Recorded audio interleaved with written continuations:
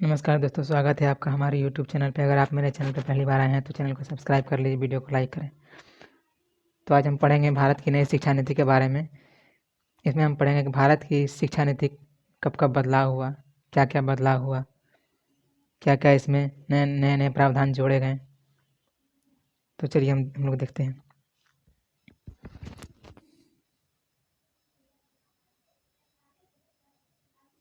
कह रहे हैं 29 जुलाई 2020 को मानव संसाधन विकास मंत्रालय द्वारा यानी रमेश पोखरियाल निशंक द्वारा नई शिक्षा नीति की घोषणा की गई। यह शिक्षा नीति 34 साल पुरानी राष्ट्रीय शिक्षा नीति है। पहली बार शिक्षा नीति 1968 में, दूसरी बार 1986 में और तीसरी बार कब किया गया? 2020 में। तो ये 1986 की जो शिक्षा नीति थी वो दूसरी शिक्षा नीति थी। तो इसी को प्रतिस्थापित करके नई शिक्षा नीति 2020 लाई गई है। नई शिक्षा नीति के निर्माण के लिए जून 2017 में इसरो के जो पूर्व प्रमुख थे के कस्तूरीरंगन, इनकी अध्यक्षता में एक समिति बैठक की गई थी। इस समिति ने मई 2019 को राष्ट्रीय शिक्षा नीति 2020 का मसौदा तैयार किया था। भारत की पहली शिक्षा नीति 1968 में इंदिरा गांधी की सरकार में आया था, जिसका सुझाव कोठारी आयोग द्वारा दिया गया था। दूसरी शिक्षा नीति 1986 में क्या इस शिक्षा नीति का कार्यकाल राजीव गांधी के समय किया गया था, जिसके तहत शिक्षा के जो मॉडल है 10+2+3 के मॉडल 10+2+3 के मॉडल को अपनाया गया था। फिर उसके बाद 1992 में पीवी नरसिंह राव ने दूसरी शिक्षा नीति में संशोधन किया था। अब नई शिक्षा नीति 2020 के परीक्षा के लिए कुछ उपयोगी तथ्य। राष्ट्रीय शिक्षा नीति 2020 में 2020 वर्ष 1968 और 1986 के बाद स्वतंत्र भारत का तीसरी शिक्षा नीति होगी। पहली बार 1968 में और दूसरी 1986 और तीसरी बार जो किया गया वो 2020 यानी कि नई शिक्षा नीति ये 2020 की जो है तीसरी शिक्षा नीति है।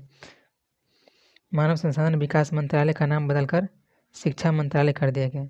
जो पूर्व पहले था मानव संसाधन विकास मंत्रालय, उसका नया नामकरण शिक्षा मंत्रालय कर दिया गया है। रमेश पोखरियाल निशंक अब शिक्षा मंत्रालय कहलाएंगे।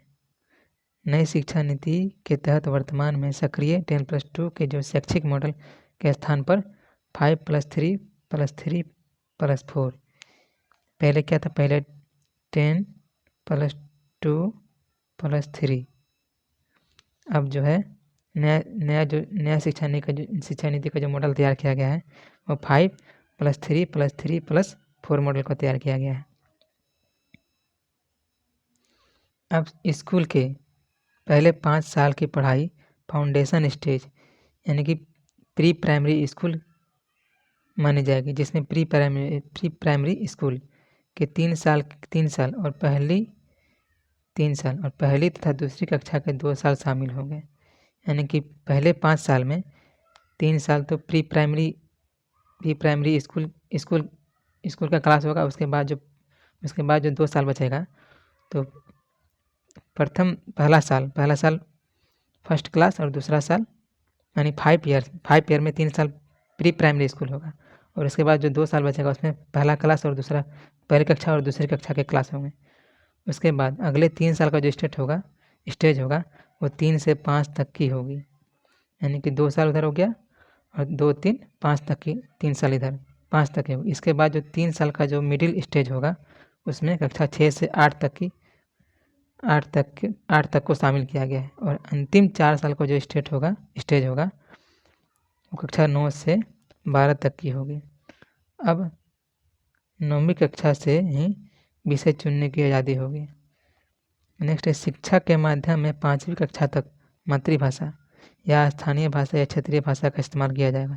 यानी कि जो शिक्षा का जो 5वीं कक्षा तक होगा वो मातृभाषा यानी कि हिंदी भाषा, यानी तो अपने स्थानीय क्षेत्रीय लोकल जो भाषा है उसी पे जैसे बिहार में हिंदी हो गया, और जो कहीं कहीं इंग्लिश, नागालैंड में इंग्लिश बोली जाती है, वहाँ की क्षेत्रीय भाषा, लोकल भाषा।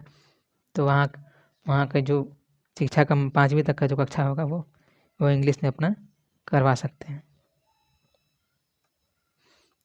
अगला है, नेक्स्ट पॉइंट है 6ठी कक्षा में वोकेशनल कोर्स शुरू किए जाएंगे, यानी 6ठी कक्षा से ही वोकेशनल कोर्स आरंभ कर दिए जाएंगे।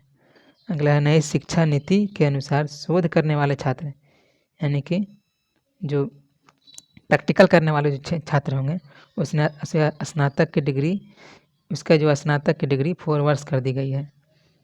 नई शिक्षा नीति के तहत स्नातक पाठ्यक्रम के छात्र 3 से 4 वर्ष के स्नातक कार्यक्रम में कई स्तर पर पाठ्यक्रम क्या करते थे, छोड़ देते थे। जैसे पहले वर्ष में कोर्स करने पर प्रमाण पत्र, और दूसरे वर्ष में डिप्लोमा, और तीसरे वर्ष में डिग्री, तथा चौथे वर्ष कोर्स को पूरा करके छोड़ने के बाद शोध के साथ स्नातक डिग्री, यानी कि पहले क्या होता था कि हम 1 साल कोई पढ़ाई करके छोड़ देते थे तो वो मेरा पूरा साल बर्बाद होता था। कोई 2 साल पढ़ के छोड़ दिया तो उसका उनका दोनों साल बर्बाद होता था। अब क्या होगा, जो हम क्या करेंगे, पहले साल अगर कोई भी कोर्स लेते हैं उसको पढ़ के पूरा कर लेते हैं तो हमें उसमें पहले साल के लिए प्रमाण पत्र मिलेगा, और दूसरे साल में छोड़ने पर डिप्लोमा की डिग्री प्राप्त होगी। और अगर हम उसी कोर्स को 3 साल पूरा कर लेते हैं तो डिग्री प्राप्त होगी। और उसी कोर्स को हम 4 साल तक छोड़ देते, 4 साल पूरा करके कोर्स छोड़ते हैं तो शोध के साथ, यानी कि प्रैक्टिकल के साथ, यानी कि आपको एक्सपेरिमेंट का भी सर्टिफिकेट मिलेगा, एक्सपेरिमेंटल का भी सर्टिफिकेट मिलेगा। नेक्स्ट है, नई शिक्षा नीति में एमफिल कोर्स को समाप्त कर दिया, यानी कि पहले जो बीएड करने के बाद एमफिल करना पड़ता था, उसके बाद पीएचडी करना पड़ता था, तो ये बीच का जो कोर्स है एमफिल, इसे समाप्त कर दिया गया है।